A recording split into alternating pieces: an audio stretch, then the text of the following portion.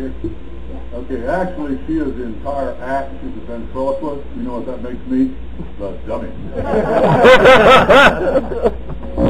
Most of you know me, and those of you that don't, I am Copper Charlie. I've been biking since 1958. Too high? Move it up. Move it up. Can't hear? Is that better? Yeah, we can hear You you. got it? Okay, I'm Chopper Charlie, and I've been biking since 1958. I'm 70 years old, going on 71 this next birthday. Still chasing women, and I don't do a lot of clapping. Y'all ain't seen me naked yet.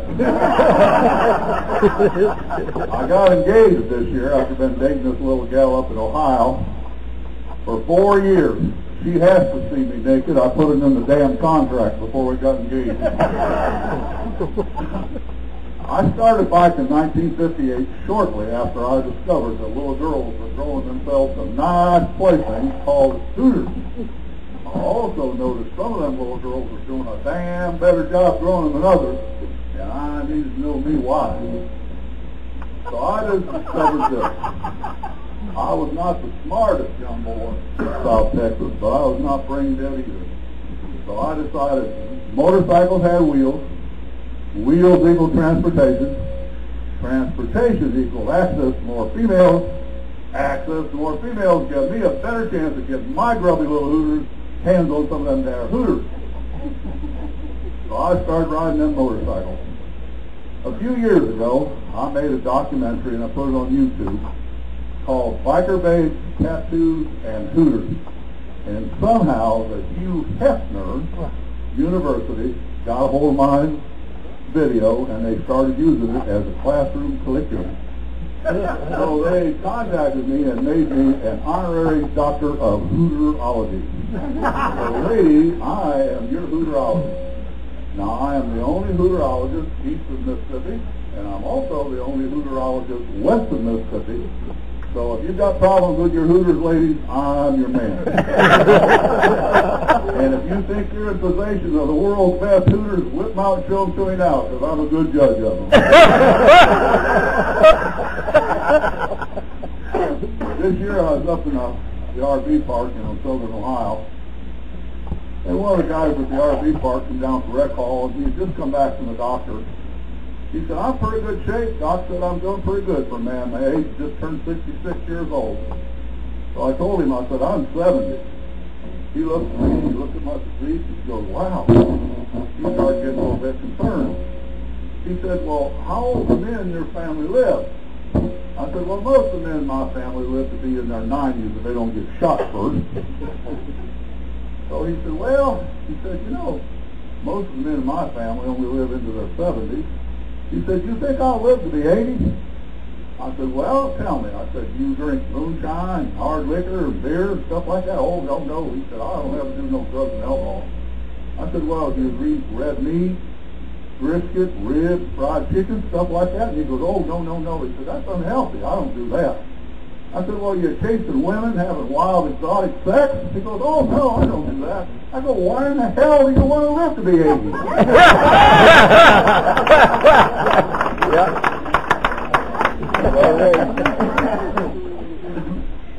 You know, there's an age-old question. A lot of you, most of you women probably all get childbirth.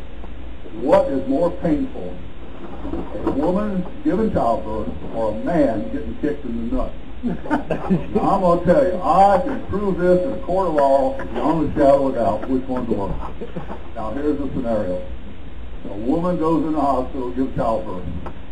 She starts screaming and cussing that man, you rotten SOB, you'll never have sex with me again. She's just carrying on the whole time she's giving birth.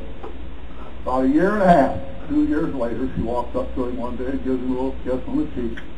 She said, you know, honey, I've been thinking, it'd be kind of nice to have another baby. You'll never hear that man say, you know what, honey, I think it's kind of be nice to get kicked in the nuts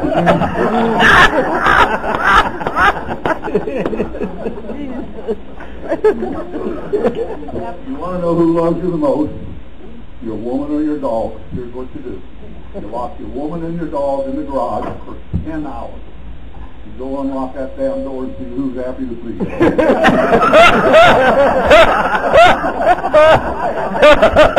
A friend of mine, the doctor, he had sex with one of his patients.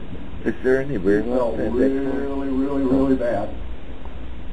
So, voice in his head told him, look, doc, you're not the first medical practitioner to ever have sex with a patient. You won't be the last.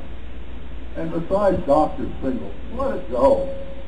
And another voice in his head in the background said, you're a goddamn veterinarian, you son of a bitch.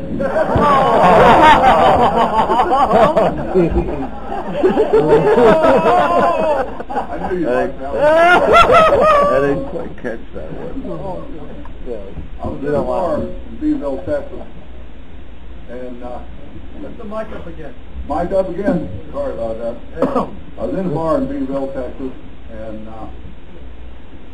the barmaid looked at me and she said, look at that old woman back there kissing on that young man, just kissing on him and carrying on. I looked back there and I said, you know what they call those old women that pick up young men in the bar? She goes, no. I said, they're called cougars. She goes, oh yeah. She said, I read about that. So she thought a minute. She said, well, what do they call old men that pick up young women in the bar? I said, think about it for a minute.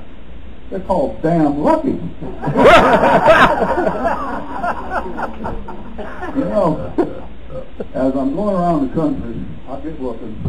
I think young people are getting stupider and stupider every damn year. Isn't that the truth?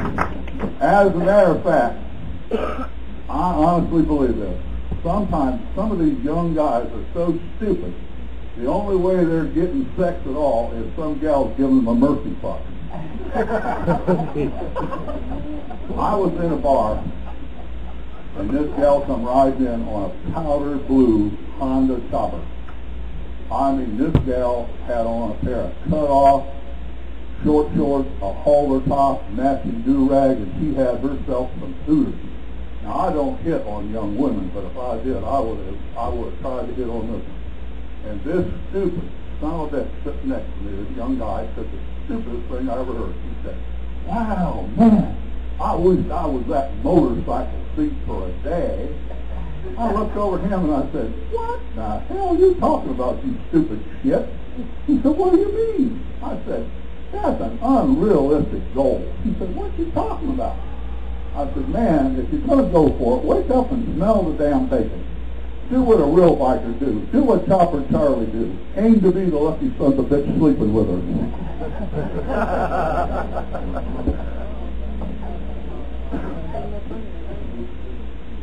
When my son was about 11 years old, I was still in the Navy, and I decided it's time to have the birds and bees talk.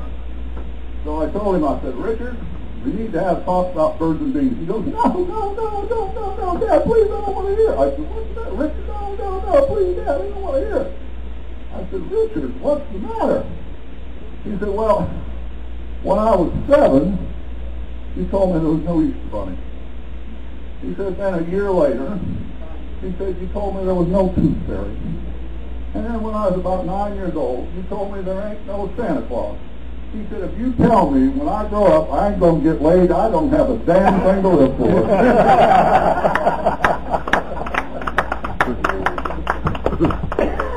I have a grandson who's in the 2nd grade up north of Dallas-Fort Worth.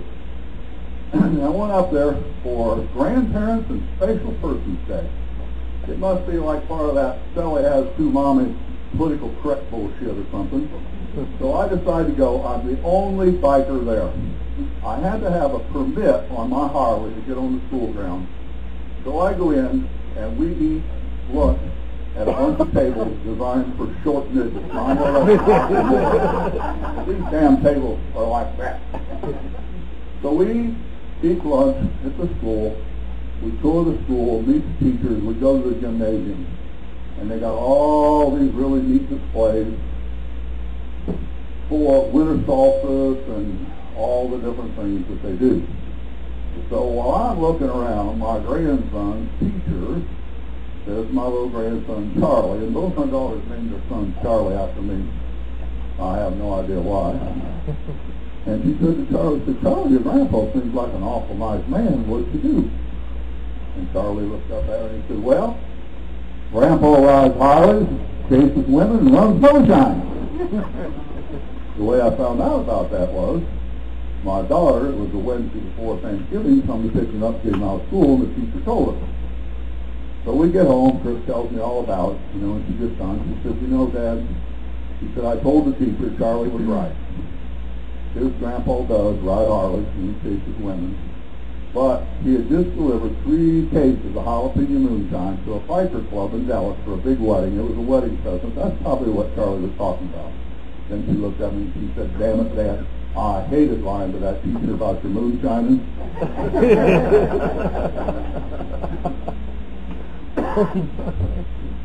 Now, women, this is true. I told my 3 daughters this. I said, girls, I don't care what Dr. Phil, Dr. Ruth, or any of those other so-called experts, they don't know shit.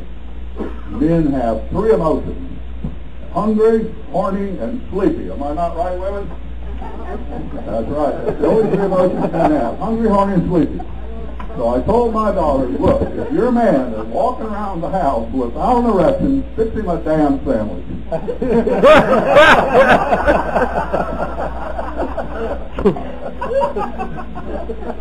A friend of mine named Sonny Bono was going to get married. He made an agreement with Paula. Now, that Sonny Bono is not the same one.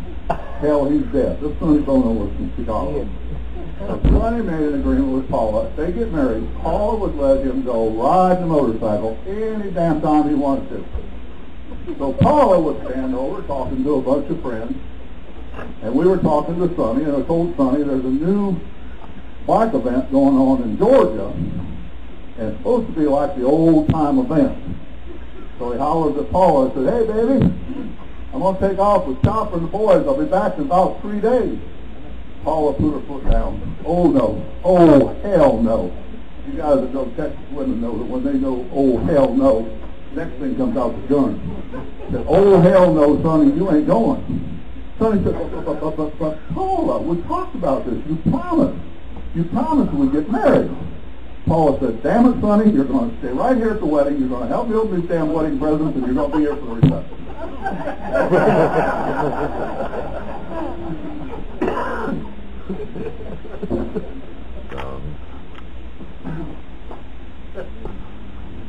Now, I'm going to tell y'all something.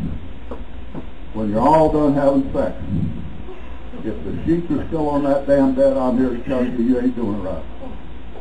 Let the wind be your back, sunshine softly on your face, ride hard, live long, ta for Charlie.